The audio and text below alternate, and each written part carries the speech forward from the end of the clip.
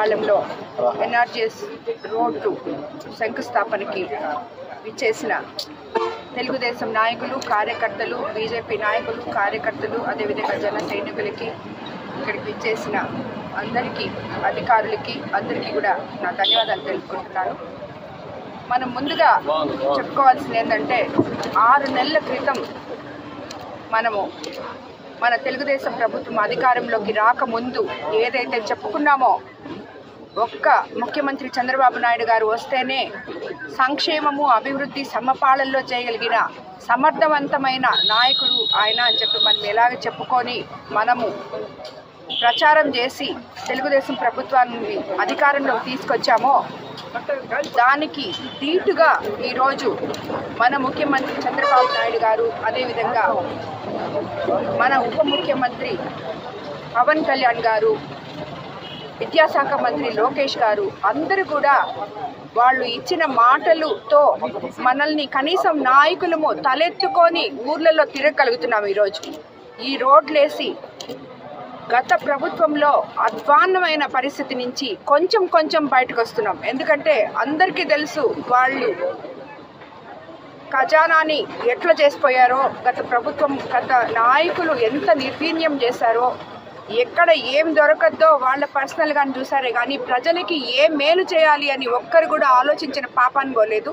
ఈరోజు ప్రతి నాయకుడు, కార్యకర్త దగ్గర నుంచి, ముఖ్యమంత్రి దగ్గర నుంచి, ఉప ముఖ్యమంత్రి దగ్గర నుంచి ప్రతి ఒక్కరు కూడా ఏది చేస్తే మన ప్రజలకి మంచి చేయగలము అని చెప్పి ఆలోచించి ప్రణాళికలతో ముందుకి ఒకటొకటి తీసుకొస్తున్నారు. అవతల వాళ్ళు మాట్లాడుతున్నారు సూపర్ 6 పథకాలు ఎక్కడా అని. ఎక్కడి నుంచి తెస్తాం సూపర్ 6 పథకాలు అంత అర్జెంటుగా? మీరు చేసిపోయిన పనికి ఇవి ఇవ్వడం, ఇవి ప్లాన్ చేసుకొని చేయడం చాలా కష్టంగా ఉంది. అవన్నీ ప్లాన్ చేసుకుంటూ సూపర్ 6 వరకు వెళ్ళడానికి బాటలు వేసుకుంటూ మనము మన ప్రభుత్వంలో ముందుకెళ్తున్నాం. మొట్టమొదటగా మనము జూనియర్ కాలేజీల్లో పిల్లలకి మన కోవూరు కాన్స్టిట్యున్సీలో 5 ప్రభుత్వ పాఠశాలలు ఉన్నాయి, ప్రభుత్వ కాలేజెస్ ఉన్నాయి. వాటిల్లో మొన్న 4వ తేదీ నుంచే మధ్యాహ్న భోజన పథకం కూడా కాలేజ్ పిల్లలకి స్టార్ట్ చేయగలిగాము. సో ఇవన్నీ కూడా మనము మన ప్రభుత్వం తరఫున మనం ఏమైతే ఇచ్చామో మాటలు అవి నిలబెట్టుకుంటూ ముందుకెళ్తున్నాము. ఇందులో భాగంగా ఈరోజు మనకి మరో ఎన్ఆర్జీఎస్ ఫండ్స్ కింద 180 వర్కులు మళ్ళీ మనకి శాంక్షన్ అయ్యాయి. అవి కూడా కోవూరు నియోజకవర్గంలో 12.5 కోటి మనకి శాంక్షన్ అవ్వడం జరిగింది. ఈ 12.5 కోట్లు కూడా ఇప్పుడు మనం చేస్తున్న ఆల్రెడీ ఎన్ఆర్జీఎస్ ఫండ్స్తో మనం చేసిన రోడ్లన్నీ కూడా తెలుగుదేశం కార్యకర్తలు ఎవరైతే ఈ 5 సంవత్సరాలు కష్టపడ్డారో వాళ్ళకే ఇవ్వడం జరిగింది. రాబోయే రోజుల్లో కూడా ఈ 12.5 కోటి వర్కులు కూడా అదే కార్యకర్తలకే ఇచ్చి వాళ్ళ ద్వారా వాళ్ళ ఊర్లని వాళ్ళే బాగు చేసుకునే విధానంగా మనము ముందుకు తీసుకెళ్తున్నాము.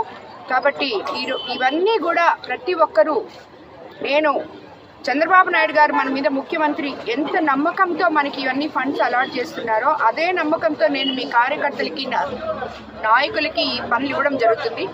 మీరు కూడా అదే నమ్మకంతో క్వాలిటీ మెయింటైన్ చేసి సరిగ్గా, ఎందుకంటే మీ పని మీ ఊర్లో మీరు చేసుకుంటున్నారు, మీ మీద ఎవరు లేరు, అది మీ ఊరు మీ పని.